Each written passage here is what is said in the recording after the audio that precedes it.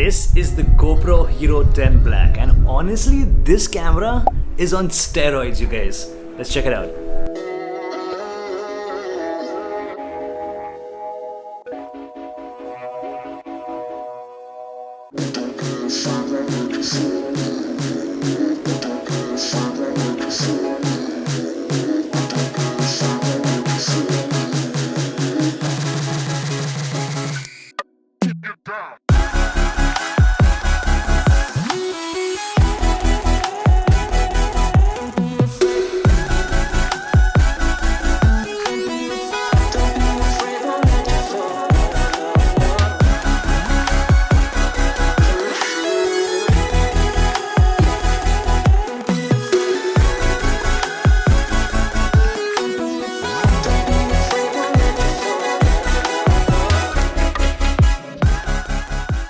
So last year GoPro overhauled their entire action camera line with the Hero 9 Black. You had 5K video, you had a front-facing screen, a new drain microphone, better processing, a completely new design. All of this basically gave you a pretty solid action camera, which pretty much revolutionized how you use these cameras and how people actually look at an action camera in 2021. This year, GoPro pretty much beefed up all the specs of the Hero 9 Black and give it to you in the Hero 10 Black, making this an even better, more refined version of the Hero 9. And you heard me correct, the Hero 10 is definitely a more refined version of the Hero 9 Black. It's cleaner, it has higher specs, it has a new lens that's a lot more resistant to water droplets, and while it may look like the older brother to the Hero 9 Black, there is one major feature that makes this camera stand out and puts it in a league of its own. The that we're talking about is the new GP2 processor, which is GoPro's first processor change in over 5 years. We've had the GP1 since the Hero 6, and that was a whole different time for GoPro. Nobody knew what to expect with a change in processor inside an action camera because nobody understood how much workloads are actually put on these processors inside these little cameras as compared to bigger cameras like I'm using right now. The GP2 is a world of its own. It's GoPro's new homegrown processor, and it changes a bunch of things. You not only have better connectivity and better transfer speeds wired and wirelessly now, but the GP2 brings you a whole different array of benefits which we're going to be exploring in this video. GP2 is not only the main difference between the GoPro 9 and the GoPro 10, also the difference between the GoPro 10 and all the other action camera manufacturers in the market, because most of these cameras don't have a processor that's this powerful. Now that being said, the GP2 not only improves the usability of this camera, it also improves the features by giving you a new version of HYPERSMOOTH stabilization, which was already industry leading with HYPERSMOOTH 3.0. We now have HYPERSMOOTH 4. So you get that, you get higher frame rates, better resolutions, overall better usability with this camera. And honestly, I think the fact that this processor makes this camera so much snappier and this camera hasn't actually gone off on me even once is truly phenomenal. Now the front screen on the Hero 9 Black was one of its revolutionary features. It made that camera stand out in the market. GoPro wasn't the first to implement a front screen on their main action camera, but when they did, it was pretty great and people were waiting for it for a long time. Now the Hero 9 Black's front screen had a lower frame rate, which basically means it would look like it's lagging every time you were using it to vlog, but you know, a reduced frame rate will give you that effect. Whether it was reduced frame rate or just lag, it doesn't matter because the Hero 10 has none of those. The Hero 10's front-facing screen is faster, snappier, has a higher frame rate, and it's perfect. It's instant live view when you're using it to film yourself.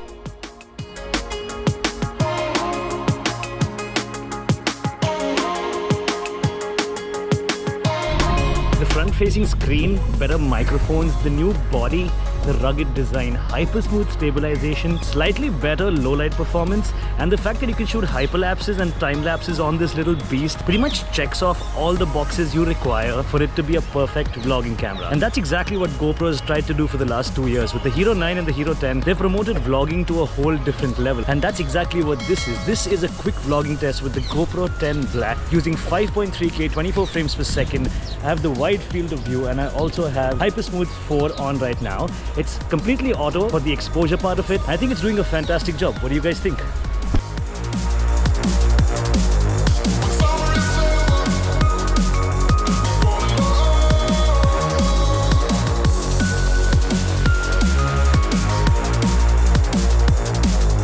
Overall, what I'm trying to tell you is this GP2 processor makes the Hero 10 the fastest action camera GoPro has ever made. It's faster than the Hero 9, it's faster than the GoPro Max. Even when you're taking something like photographs, which is not necessarily why you would pick up this camera, it processes photos with super photo as well as HDR mode really quickly, which is, I think, game changing, because having this kind of a camera in your pocket that can instantaneously just come out and shoot a photograph, it's fantastic, and it does it really fast. Even when it comes to shooting videos, this camera is actually faster. It's quick, it's snappy, it does not go off like the Hero 9 did. Hero 9 was a little bit buggy because the GP1 processor in that camera was actually overloaded. It was punching way above its weight class, and that's what gets me super excited about the GP2 processor inside this camera. It's snappy and it does not let your GoPro die on you when you're filming certain situations like the Hero 9 did. Let's start off with something that we don't normally buy GoPros for: the photos that this camera can actually take. The Hero 10 takes 23 megapixel photographs, which is pretty great. The sensor is the same as what we had last year, so ideally the image quality should be the same, but the difference is the new processor, the GP2 processor, should process these photos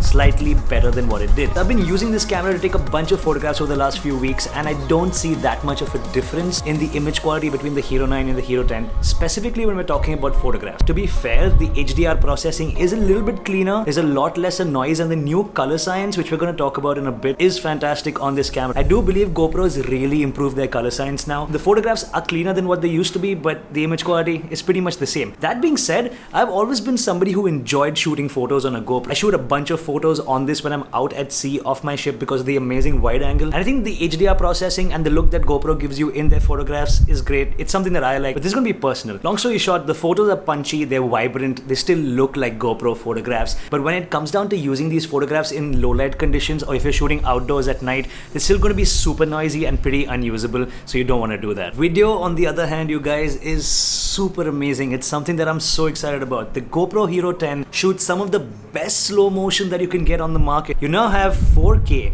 at 120 frames per second. Guys, that is the exact same resolution and frame rate Peter McKinnon has been using for years to shoot that signature creamy cinematic B-roll of his. Also, you have 5K at 60 frames per second. You have 2.7K at 240 frames per second, which is completely nuts. Let's be perfectly honest. The mirrorless camera, the FUJIFILM, which cost $1,000 on this tripod right now, can't shoot these frame rates. GoPro Hero 10 is really revolutionary when it comes to your slow motion video quality. It's truly fantastic, and all of this has been made possible because of that one key differentiator, GP2 processor. It's pushed this camera to a whole new level. Slow motion is super amazing, and we already know that, but the Hero 10 also shoots in 5.3K at 24 frames per second and 30 frames per second, which is fantastic for people like you and me who like to put the camera in front of our faces and just film ourselves, make YouTube videos, make vlogs, walk out on the street with this little tiny camera and shoot ourselves. And that is truly amazing. I love this camera for what it can do when it comes to these frame rates at such high resolutions. There's no other camera, not my iPhone, not my mirrorless camera, none of the other action cameras that I have that can shoot that resolution, that frame rate, and have all of that in such a small compact body. Honestly, the new HYPERSMOOTH stabilization on this camera is also better than anything else on the market. HYPERSMOOTH 3 last year was game changing. HYPERSMOOTH itself, HYPERSMOOTH 4, pretty much ensures that if you're somebody who has a GoPro in their pocket, you're never ever gonna enter the gimbal or stabilizer section inside any camera store. 3 proper modes of stabilization. You have standard, you have high, and then you have boost. Of course, you can switch off stabilization completely. I normally choose standard or high. Now, boost is the best. It is the most stable, and it's definitely the most gimbal-like, but I honestly believe that standard or high will get the job done because HYPERSMOOTH is amazing on its own, and I prefer the wider field of view. Another key feature from the GoPro Hero 9 that's been improved on the Hero 10 is horizon leveling stabilization that you have as a lens on this camera. Now, we have 45 degrees of horizon leveling with the GoPro Hero 10 if you choose the linear plus horizon leveling lens inside this camera. This is awesome, but what's really amazing about this is the fact that linear or linear plus horizon leveling has the same field of view, which gives you a lot more reason to use that feature on this camera. This is all possible because of the GP2 processor. Yeah, you can always get the max lens mod, but if you don't have it, you have pretty decent horizon leveling on this now. Every year, every camera manufacturer always talks about the low light performance of the camera, including GoPro, including every action camera on the market. Now, the GP2 processor is supposed to give you a cleaner image in low light. It is cleaner, but also slightly. Yeah, there's a lot of smoothing, and there's still a large amount of noise that you're going to see in your footage when you're shooting with this camera in low light. You can't blame GoPro for that, because honestly, the sensor size on these cameras is so tiny. A large amount of low light photography and videography depends depends upon the sensor size and the aperture of the lens that you're using. I do hope GoPro can improve and increase their sensor size next year. Low light is slightly better, but you don't want to use this camera on low light. Something I really like, this is really personal, but it is something that I really like, is the new natural color profile for the GoPro Hero 10, the color science. It's improved majorly, you guys. So when you pick up a GoPro Hero 10, it comes set to the natural color profile, as compared to in the past, it always came set to vivid, which was, as the name suggests, really vivid. Honestly, you also have the flat color profile in this if you're somebody who likes to color grade your videos in post. But after looking at the new color science and the new natural color profile that it comes set to, I genuinely believe 99% of the people who are shooting videos on this camera can just leave this camera at the natural color profile, don't mess with the colors in post, and the image you get out of this look